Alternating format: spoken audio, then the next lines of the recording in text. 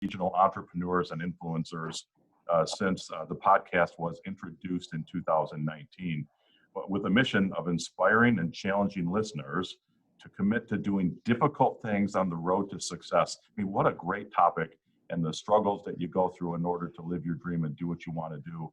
And Tony's out there bringing all that information to all of us and inspiring us with each podcast. And so for that, Tony, thank you.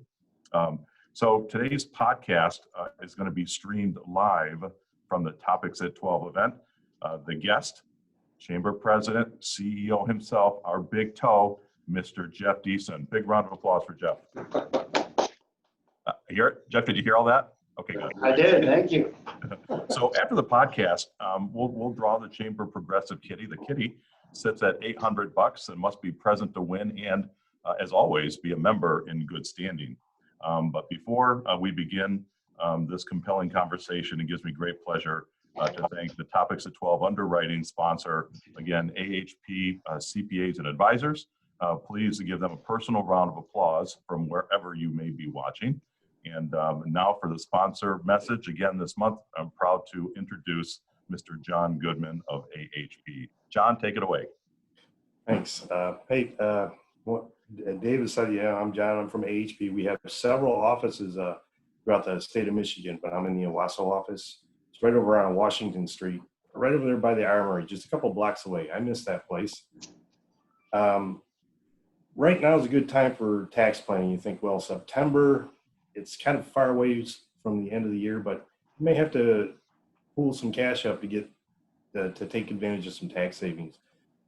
For business owners, you know, there were some things in the CARES Act that might be advantageous to you for maybe even amend your 2019 return, because there were provisions in there that changed 2019 as well, such as 39-year property for commercial rentals. This is for business owners.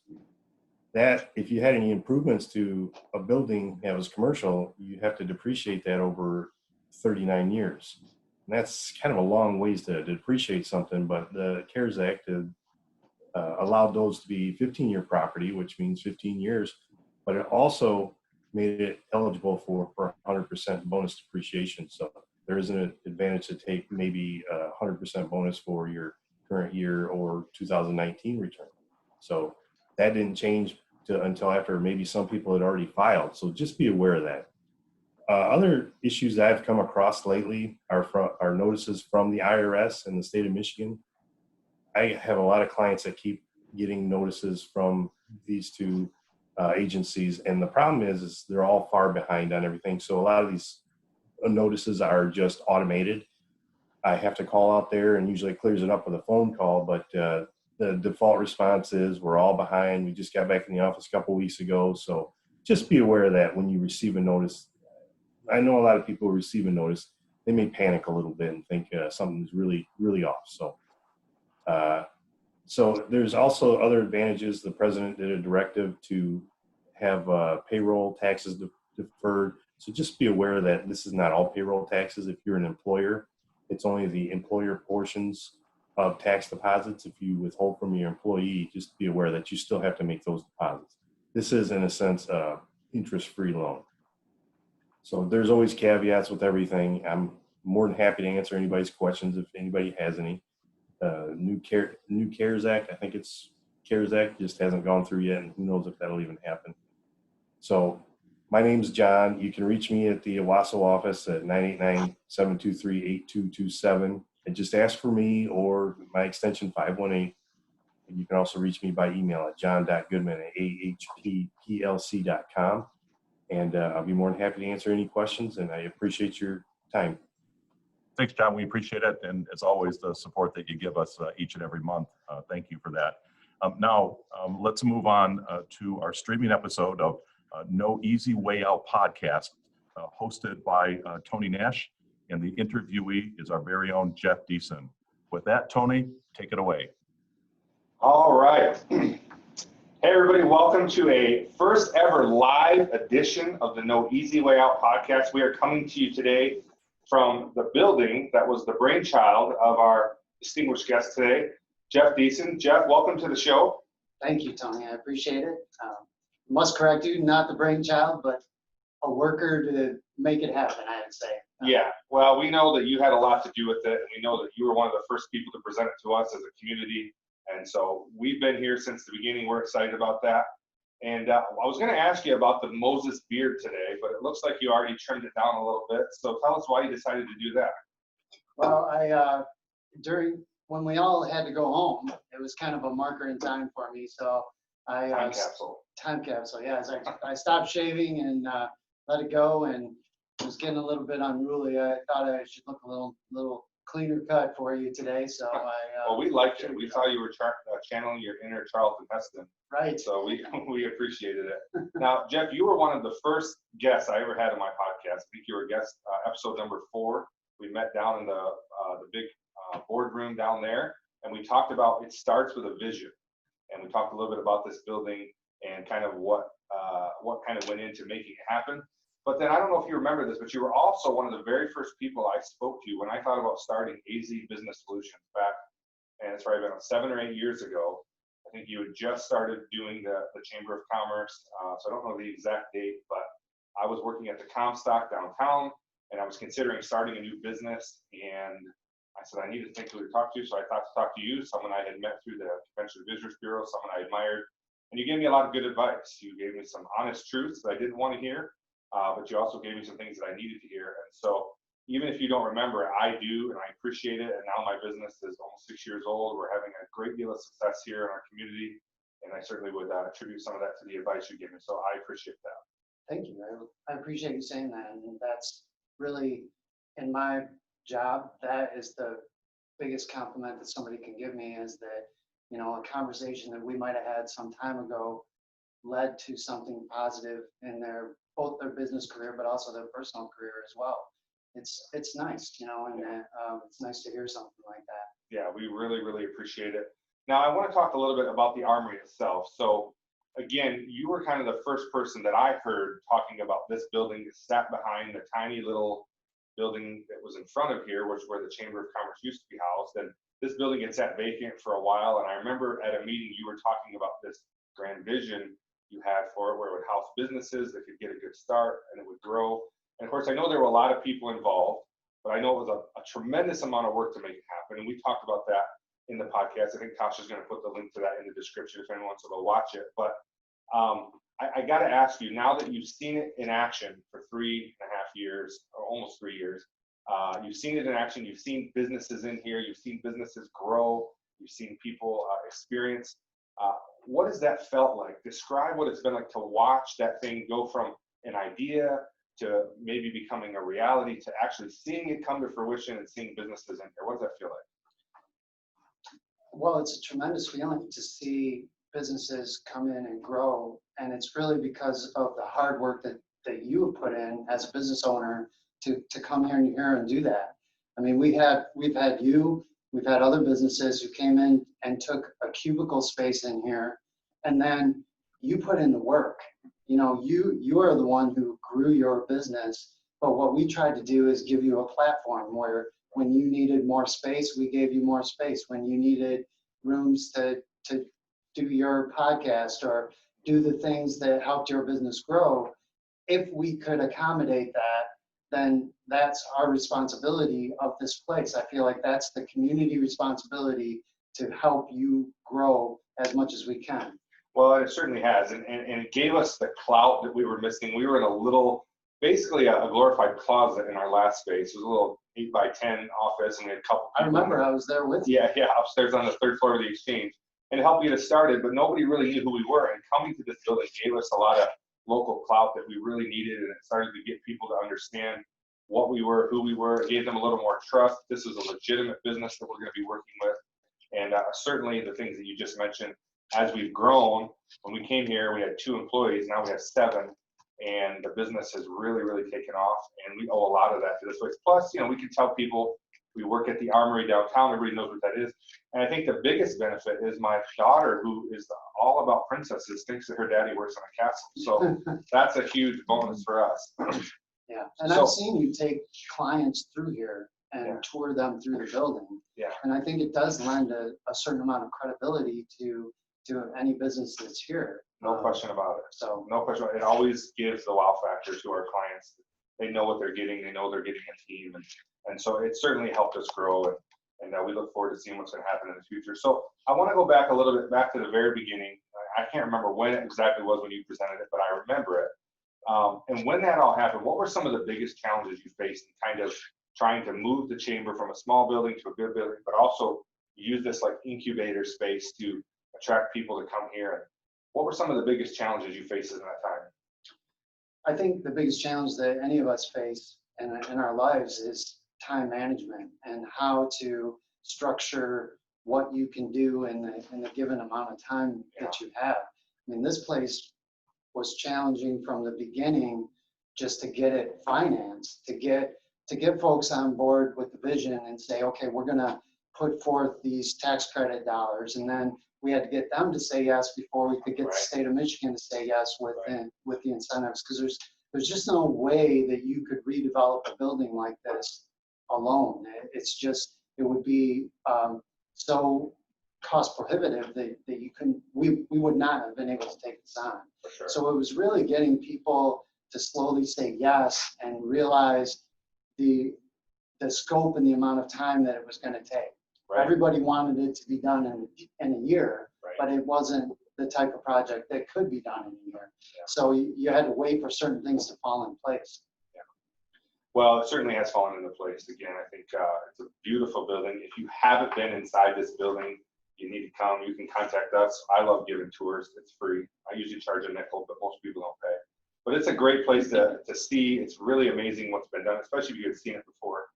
But I wanted to ask you, so Jeff, how long have you been with the chamber in the role that you're in? I started January of 2013. 2013, so about just over 7 years. Yeah. And what has been your greatest, I know there's probably a lot, but what is some of the, or one of the greatest memories that you've had in this role in your time being? Well, I think the greatest memories are really based around people and based around, you know, the staff working together and the things that we envisioned and then were able to put forth to help the business community. Those will be the fondest memories I have. Yeah. And frankly, things like you just said to me before, where someone has come up to me and said, hey, something you said or did helped me at some point down the line. Those are the things that you remember. Yeah. Certainly the day this building opened and we had a huge party here will always be a big memory for me. I remember that. It's just, there's so many. Yeah. Those touch points, those relationships you build, those things of having an idea and seeing it come to fruition and seeing people succeed, that's an amazing thing to experience. And I think a lot of people watching right now would attest that you and the chamber have attributed to a lot of that in a lot of different people's lives. So, you know, you will be greatly missed on that note. So you take on this new role, you have this kind of grand vision, you recruit people, other people are helped involved, it comes to fruition, and the building's going well, the economy's doing well, businesses are coming in. At one point, I believe the Armory was almost completely full, right? Almost all the spots were filled and things were going really well. And then 2020 hit. Right. 2020 hit like the worst movie no one ever wanted to see. Right. And boy, a lot of us, still even today, aren't 100% sure what 2020 has done, what it's going to do. But when that first happened, when you kind of realized that you were going to have to lock a building that were housing businesses that were experiencing growth, and you knew that you had to kind of make that tough decision, what was going through your mind during that time? How did you find a way to be able to deal with all that? Quite honestly, it's still a very confusing time right now. No question about it. And so it makes the decision-making process really difficult, you know. And we talked as a staff when this whole thing kind of started. I remember a conversation where Tasha asked me, what do I think is going to happen with this thing? And I said, I think it's going to be, you know, really bad, and it's going to be a real game changer. And I was hoping that wouldn't be the case. but here One of we those times are. you're hoping to be wrong. I was really hoping to be wrong, Yeah. but here we are. And, you know, we had a newspaper here in the office from the day of the shutdown when we all had to leave and work remotely. And it was like a placeholder in history. It's like you come back, Yeah. you see the abandoned buildings where like everybody just left. Yeah. And it was kind of like that when I first came back in the office to see that newspaper from that date where the governor shut us down. Yeah. It was, you know, sobering. Yeah. I would say. Well, and today we're starting to see things little by little opening up. We're starting to see more positive reports as far as the pandemic is concerned. And but certainly during that time, you know, and even now, it's a challenge. It's a challenge to see what's going on. But I remember thinking that when I was thinking about what I was going to do for my business, we actually went and worked from home for a couple of weeks as well. And I just remember thinking like that has to be a tough decision to have to decide that for not just you, but for all the businesses that are housed here. And of course, a lot of it was out of your hands, but ultimately it had to come down to what you had to do. So, well, now we come to today. Right. And Jeff is moving to Hawaii. I am. In case you hadn't heard. Moving to Hawaii. Yes. So I'm very excited about it. Well, we're all happy for you. We're going to miss you, but really it's mostly just jealousy. We're all very jealous that you're going to move to a tropical island. But talk to us a little bit about what led to that decision to move to Hawaii. Well, I mean, there was a lot of serendipity involved, you know, and things that just fell into place that I didn't know would happen. But, you know, we have some friends that we've known for a long time who put us in contact with other friends who had this place in Hawaii that they were unable to, it's a whole host of reasons, but they had to move back to the mainland and can't move back into this house for 7 years and until they retire. And the house is sitting vacant, and it's in a beautiful part of Hawaii. And that's everywhere in Hawaii. Yes, it is particularly beautiful. Yeah. And so we were able to talk to them and come to an arrangement where we're going to caretake this place and take it over. And I happen to have family in Hawaii. My dad lives there. My brother and sister live there. So he'll be about 7 miles away from where we live. So we kind of have a ready-made family and contact system there. And that helps a lot. Sunday dinners, which I think is going to be great to have with my family again. So it was one of those things where we said, you know, we're healthy. We're at a point in our life and career where let's jump off. Let's do this and take a chance. So, you know, there's a lot of faith involved in this. So you're going to be happy. That's the most important thing. I always talk to people. One of the things that to me is most important is that people truly consider in their life what's going to make me happy. Right. And there's a lot of things that can surround the ability to get there, but all we want for the people that are close to us is to see them happy. And we are very happy for you. Of course, as I said, we're going to miss you. But when do you guys head out? When's the day of departure? We're going to head out the third week of September, and then what we're going to do is we have a little small camper. We're going to camp our way across the country and see family along the way, and then we put our vehicle on the ship in Long Beach, which is where Mini Cooper? We're taking both vehicles. Yeah. They're going to make it to the island. That's good. Yeah, actually, vehicles, they're so expensive on the island that it was worth it for us to ship our vehicles there rather than buy vehicles there. So we're taking them with us and put them on the ship in Long Beach and then head out. So we're due in Hawaii October 30th. Very cool. Well, that's exciting. You have a little road trip adventure on the way there, so it sounds like fun. Will you come visit? Are you going to come see us? Absolutely. You know, my family, I still have family here.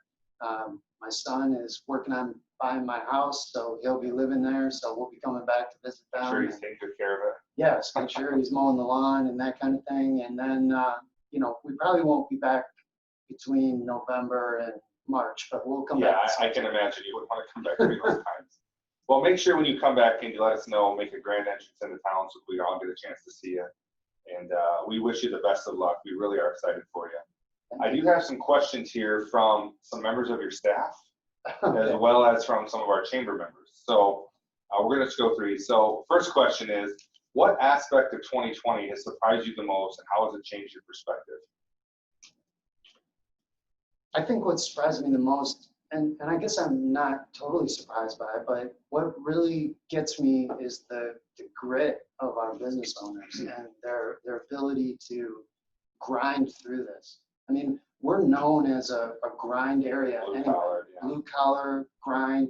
You know, things have not been easy for Flint or Owasso or these areas. So maybe we're more used to grinding. Sure. But I've seen so many business owners who have just worked so hard to get through this, you know, restaurant owners and service providers, and those folks have not had an easy time. And like our school superintendents who have had to make, you know, 3, 4, 5 different plans of what they have to do and how to do it.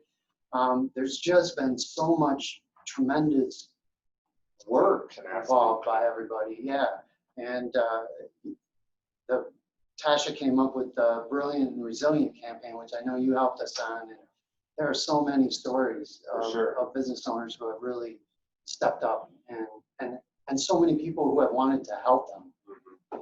Well, I can attest to that. I mean, we work with dozens of businesses in Shiawassee County as clients, and it's been an inspiration to us to see people not just be determined that we're going to make it through this, but get creative. And some of the ideas that people have come up with to find an alternative source of revenue or a new way to offer their product to people. And it's been hard to watch people have to go through it, but it's also been inspiring in a way to see people pivot and be creative and just determine we're going to get through this together. And our community really has linked arms. I think we've tried to support each other. I've seen a lot of the small businesses getting support from the community, and that's extremely important. And I want to encourage you, if you're watching, to continue to support small businesses in your community.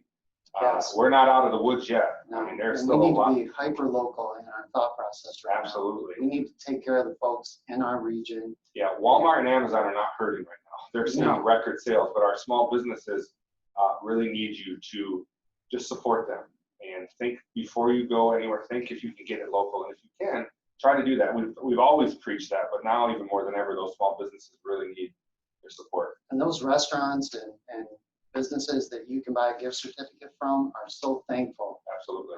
For that happening, and it's really helped them to be able to survive through this. Yeah, none of us want to see our local restaurants or businesses close, and so the best way we can ensure that doesn't happen is by supporting them and doing our part. Yeah. So this is a fun question. If the organization was given $1 million tomorrow, and you were implored that you had to use it before you move on, how would you utilize that? $1 million. Before you move. Before I move next week. Yeah.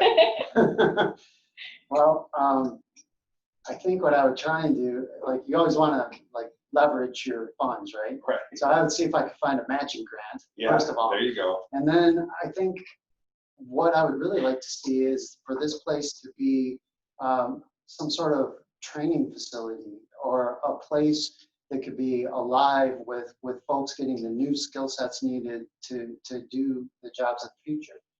And if I had $2 million, I would pay this building off and give it back to the community, and it would be, a gem for the community. For sure, and it already is. But that's a great plan. You did a good job on that. I was wondering how you'd answer that, so you did better than I would have.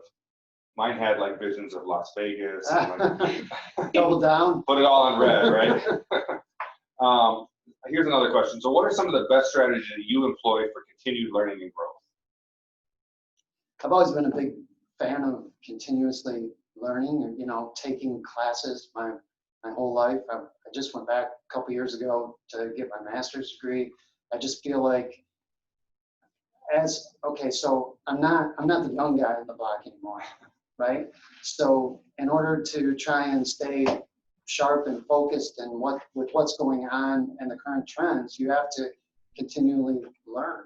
Yeah. So I encourage that in my staff, I encourage it in myself. I know you're always interested in learning new things. For sure. You've learned to podcast. Yeah. So we had no clue. Right. 2 years ago, we had no clue. So, right. So I just can't stress enough that, like, if you don't learn, you're left behind. You're going to get stagnant. Yeah. Absolutely. Absolutely. Okay, so this is a very important question. Will you continue to be a Michigan Wolverine fan?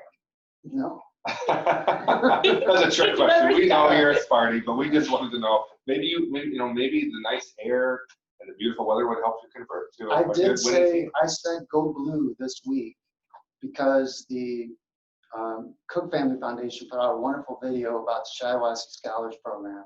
And they've sent so many kids through U of M through that program. And that's been a great asset. So in that sense, I will say go blue, but We appreciate it. I thought we're going to end the podcast right now. green. No. I have one more question, and then we're going to do a little segment that we always do on the show called Say It in 60. But this question is, what retrospect, let me try to read that again. What retrospective advice do you have for our business owners, leaders, and entrepreneurs, especially living in a COVID world? What kind of forethought can you offer? I think the most important thing to think about is that we, because of this COVID situation, we have all tended to internalize our processes, shrink our spheres to include only those people who are in our little groups, because we can't socialize the way we do. Right. And I think the piece of advice I would give is that we have to do everything we can not to go into silos at this time. Stay connected. And not just stay connected, but realize that 90% of the things that we have to work on together are not the 10% of the things that we're divisive about. Right. And we've gotten into such a huge divide in our country, For sure. and our world of what you believe one way or another, that we've forgotten the hard work that we have to do as a community together to make it happen. And quite frankly, I don't care what your position is on whether or not you believe in wearing a mask, but I care about your position and how we can move forward with our community to get things back to some sort of normal state. How do we do that? Yeah. And, so we're focusing on the periphery and not on the important things that are in the middle that we can agree on. Yeah. And so that is excellent advice, extremely important. And I think the challenge right now is we are basing a lot of what we feel about each other based on what we heard from somebody else or what we saw on social media or what we assume because of an association. And I think it's so important that we stay in tune with each other. And like you said, there may be a few things that we disagree on, but I think most of the people that we know, once you have a conversation with people, you realize you agree on a whole lot more than you disagree on. And the things that are really key and really important to a community and to those relationships are typically things that we all are on the same page on. And so in a time where we don't get to see each other as much, I think it's important that we do stay connected. I agree, don't go into a silo and have those conversations with people, because when you do have that face-to-face conversation or that FaceTime conversation or that Zoom call, you realize this is a person that I love. And we might disagree on a few things, but it's not that big a deal. And all of a sudden you're laughing together and you're working towards a common goal. Right. And really that's where the fulfillment is. Because all the anxiety and anger and angst that we feel based on these fringe issues one way or another, not that they're not important issues, don't get me wrong. Yeah. But all of that angst, it's so much easier to focus on the positive energy of moving forward than that negativity, because it just brings you down. Right. It really does. It drains you. Yeah, and why would you want to be more down right now? Right. Positivity is what we need. We have to. Yeah. We just have to. Yeah. So, I don't know if that answered your question. That was a very good answer. That was an excellent answer. And I know everybody listening, I'm sure they appreciated that. It's something that not is just good advice, but it's timely advice. It's something that people need to hear right now. So we're going to end the episode. We're going to give the audience a chance to ask Jeff some questions. So be thinking of some things you want to ask him. But first, we're going to do a little segment that we always do on our show called Say It in 60. So I have 10 rapid fire questions for you. You have 60 seconds to answer them. Zach's got a spinning wheel. You can win a prize. So Zach's going to give you the thing. You're going to push that. You're going to show what prize you're going to win. You can hold on to it. Okay. Just push the middle button and it'll show you what your prize will be. A free trip to Hawaii. Well, Karen is paying for it, but yes, it's a free trip. If you get these right, you get a trip to Hawaii paid All for right. by Karen. All right, good. She agreed that she would take you with her. All right, But you have to get these 10 questions, so there's a lot riding on this, Jeff, all right? But Zach's gonna put 60 seconds on the clock, and are you ready? I guess so. Let's do it. Okay, let me know when we're ready, Zach. I'm not known for my quick thinking. Just need quick answers. You know, Instinctual. instinctual. Time starts now. What is a must-read book? The power of now. What is a daily habit that everyone should do? Take the time to meditate. What is your favorite podcast? There's no easy way out. What a good answer. What is a must-watch movie? A must-watch movie. Okay, I'm failing on this one. I'm not a big movie guy. Must-watch. Must-watch. Move on. I'll come back Okay. to that. What's your why? What's my why? Yeah. People. What's your best piece of advice? My best piece of advice is to take the time to be creative in some manner. What is a favorite quote? A favorite quote. 15 seconds. 15 seconds. Favorite quote is, That's a hard one. That's a yeah. tough one. Who do you look up to? I look up to so many people. I mean, You're not going to Hawaii. I'm not going to Hawaii. Sorry, guys, just staying. All right. I crack under that kind of pressure. That's all right. Most people do. It's okay. That's a good one. But no, we're gonna let you go still. Karen said even if you lost, you can still go to Hawaii with her. So, Jeff, we appreciate you being on the show today. It was an honor. Thank you for thinking of us to do this interview. We were excited about it the moment you guys mentioned it, and truly, we are excited for you. Truly, we are going to miss you. You have had such an impact on our community and on so many people individually. And those memories that you carry are memories that we will carry with us as well. And we look forward to seeing you again in the future. And it'll be like you never left. And we wish you all the best. Thank you so Thank much. you for watching our show today. As my mother always said, you can't and never could until you try. So go out there and try something great, my friends. And don't take the easy way out. We'll see you next time. Now, we are going to give the studio audience, right? The Zoom callers. What questions do you have for Mr. Deason?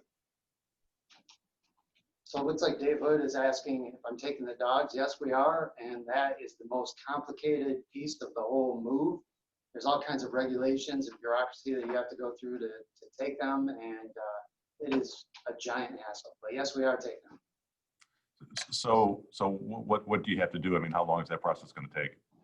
Well, Karen's got a binder about that thick of the different regulations that you have to follow, and you have to do a special test that has to be administered 30 days before you go that only Kansas State University can administer. And then you have to get all the rabies and the documentation and all that stuff has to be in place. And there's only one flight that you can fly out of the U.S. into Hawaii on. You can't fly November 1st, which we were going to, so we had to move it to October 31st because they're not flying pets from November 1st on. You have to get them tested within a week of your departure, so we'll have to get them tested in California before we go. And so it's just all these things that have to line up to make it happen. It's a project. Right. Oh. Good question. Anybody else got a question for Jeff?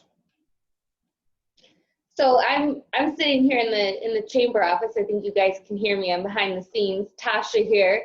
And my question for Jeff is, you mentioned in your 60 seconds that, always do something creative, and just knowing you from working with you for this past year, I know that you do a lot of different creative things, pottery and all kinds of music. Are there any new hobbies that you're looking forward to when you move? I mean, I'm really looking forward to some of the outdoor sports opportunities that I've had. I've never lived near the ocean like that before, and being able to maybe try and learn how to surf or something like that. I've never done that before, so I think that would be really exciting.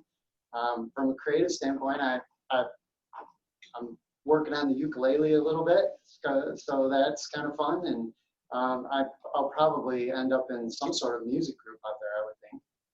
So The Dirt Surfers take Hawaii. yeah, exactly. I got a question for Jeff. In December, January, for old time's sakes, will you ever go out and scrape your car?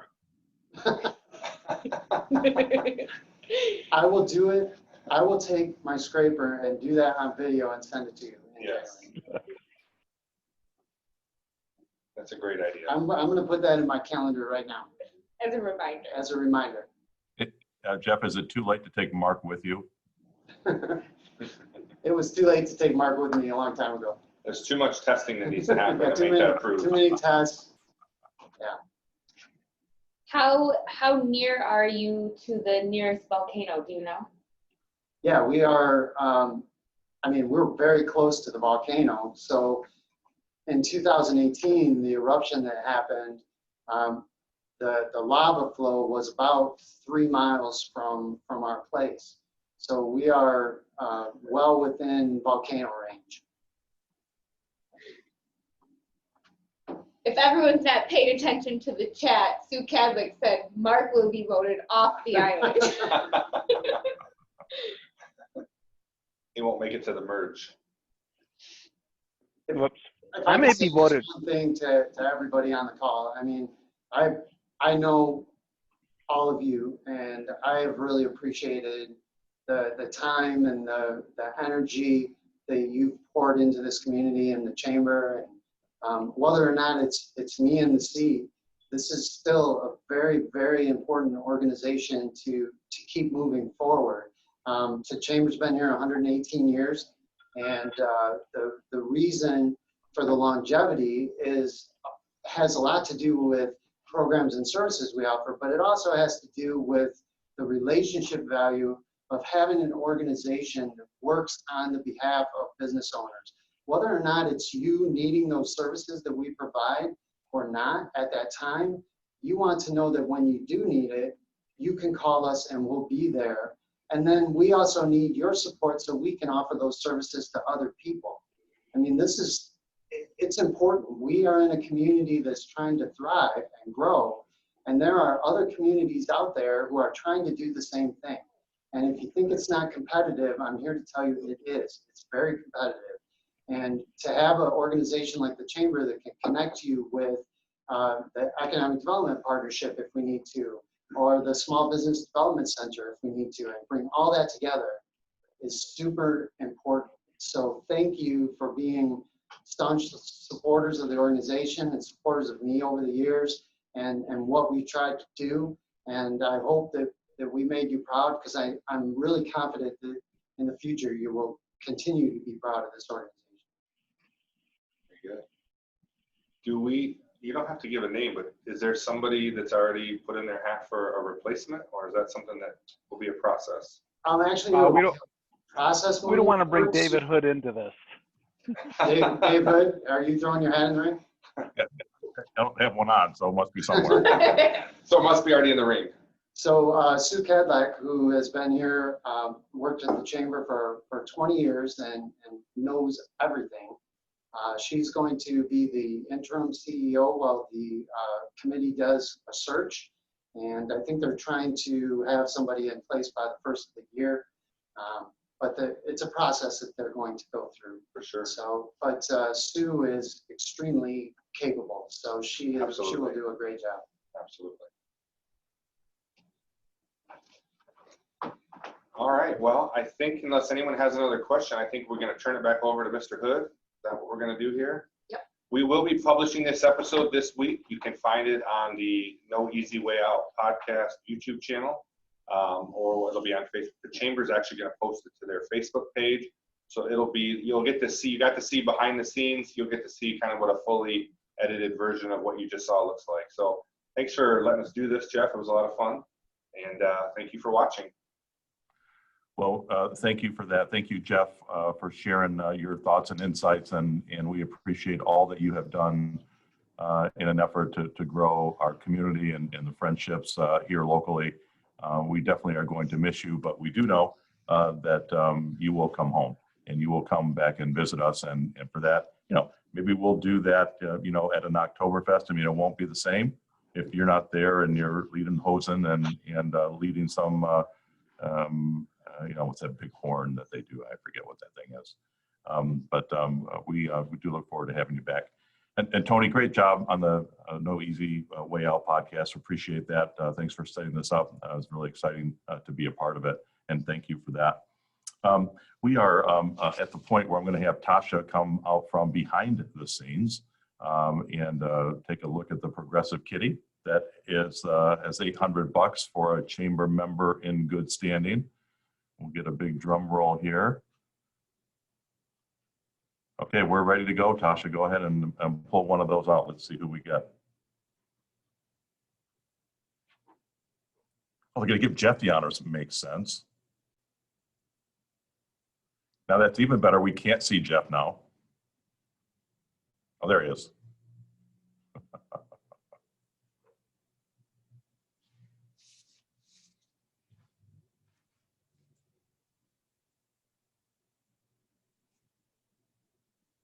Of course, Jeff's on mute now, so we cannot hear him. Jeff, we can't hear you. We have no sound. Hey, Rob the bug guy. Bob the bug guy. Rob the bug guy. Excuse me, Rob. Rob and Amanda, and I don't think that they are on today, so I guess the progressive kitty continues. Bummer. No, that's great for the rest of us. But make sure you give Rob a quick call and let him know what they Just a missed quick out on. story, because I think this is kind of unique that this happened. So Rob the bug guy actually treats my house, and he was there yesterday and treated my house, and when he was leaving, he was saying how much he got out of becoming a chamber member and being a part of it and doing the things that he did. He was saying goodbye to me, and he said that, you know, being a part of the chamber had helped him grow his business to a point where he could do it full time. So we just had this conversation yesterday. So I'm really sorry he's not here, because I would love to see him win the $800. Yeah, that's a bummer for sure. So John Goodman, we appreciate you sharing some great tax information on us. We know that you're available at AHP and that we can track you down whenever we need you. So a big round of applause for John. We appreciate that very much. Thanks, John. Big round of applause. Perfect. Okay, now, so, you know, as we move on, just wanted to make sure all of you know that, you know, great time to reach out to Jeff to share some personal notes with him. He's going to be here yet for another few more weeks here. So a good handshake and a hug for Jeff and Karen would certainly be much appreciated. You guys mean so much to all of us. You've done so much to help all of us, and we appreciate that. And we're very proud of you guys and the legacy that you have left for us and that you have created for us is much appreciated, and thank you for that. Obviously, if you have any other questions for the chamber, please reach out to them, that they're always here. And as we wrap up here just a little bit early, we hope all of you have a great rest of the day. We appreciate you spending some time with us. And with that, we'll see you at the next appointed time. Thanks, everyone. Aloha.